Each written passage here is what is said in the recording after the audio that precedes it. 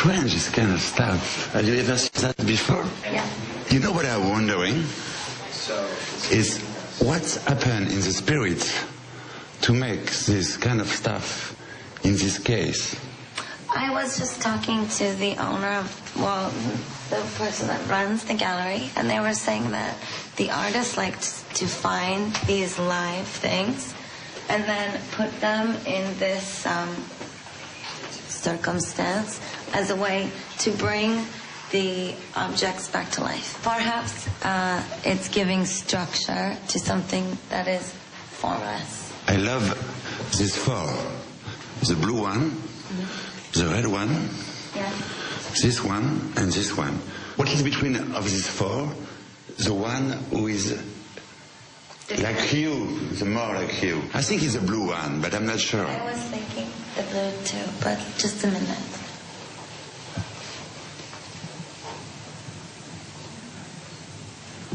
It is the blue one. Yes. I'll tell you why. Why? Because I have a special relationship to this material. It's fence. What kind of relationship? I'm from New York, Ah, that's why. born and raised. Is that the blue of New York? No, the blue reminds me of more of the sky, and maybe being in the park and looking through the fence up at the sky when I was little. Because when you get older, the perspective changes. When you're small and you look through the fence, you can see the clouds. That's because of the childhood. Yes. Yes. It reminds me of the change. Do you think that everything is linked between you and the child you used to be before? Yes, of course.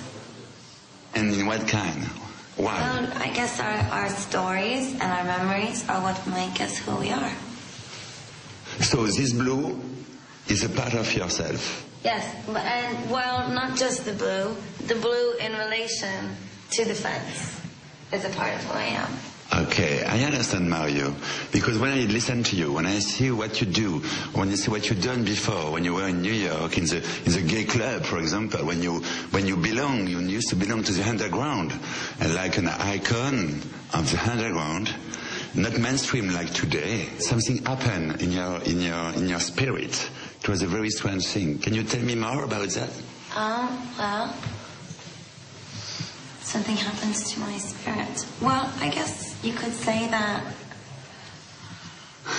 I'm a very nostalgic person. Yeah. I have a tremendous interest in storytelling and in creating things. But when I was younger, like this painting, Yeah. I was in behind a chain link fence in a very small, enclosed school and environment. And I guess you could say that when I left my school and I moved out, I was prying away at my own fence to find the world in a new way. You got a very Catholic education, right? Yeah. In the same school like Paris Hilton? Well, yeah. It was the same... She went to the school, but I did not know her. I know you didn't know her, but it was a very strict Catholic education. It was a good education. Yeah. It was strict, but it was good. But something was broke at this time. And I was wondering what was broke at this time. Yeah. I don't know. It's not a judgment. It's just, you know... Are you agree? Yes, but it happened for me later. When? It happened for me when I dropped out of college. And what happened at this time? Well, I made a very strong commitment. Like a revelation? We can say that? Yes, a revelation, but that is a good word because it implies spirituality. So I like that. And it implies religion. And I often say that when I have visions, it is religious. And it's important to honor your vision. And my destiny was to find solitude and happiness. without your family, your education, when you break everything. Yeah, just to find the what happened in your stomach. I had to free myself from everything in my life and dedicate myself only to love and art. This is what Rilke says. Rainer Maria Rilke, Letters to a Young Poet. I read the book because I was always asking people, what do you think of my music? Do you like my voice? Do you think I'm good at what I do? Do you like my clothes that I'm making? Do you like the way that it all comes together? And I was always looking outside for other people's assurance. So it's thanks to Rilke, the poet, letter to the young poet, you becoming Lady Gaga. Yes. And then you managed to break with your education, with your family, and you can... Well, Gaga was always there. Yeah. It's just that until you're happy with yourself and married to the struggle of making music and happy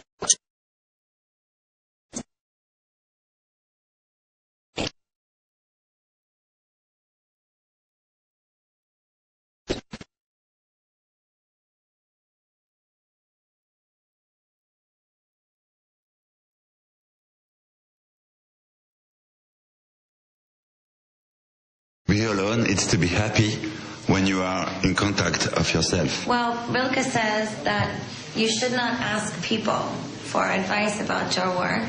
You should look into yourself and ask yourself if it's any good. When you are alone, how do you do with the love, the sex, and all this stuff? I do fine, but... How?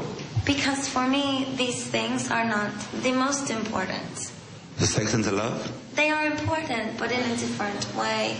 I do believe that in life, all you need is love and art. And Rilke does not necessarily say this, but through his book, this is what I have discovered. But what he says, or Rilke says, is that you must...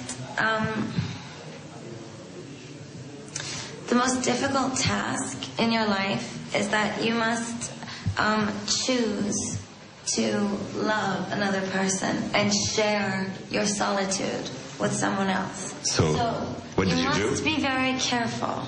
So what did you do? I have not shared it yet. You are in the middle of the way. Yes. You have to choose. Yeah, well, I guess that's what some of my songs are about, isn't it? Is this picture? Sunflowers. Sunflower, can I see this? Yeah. And after they go... Yes, they go all the way down.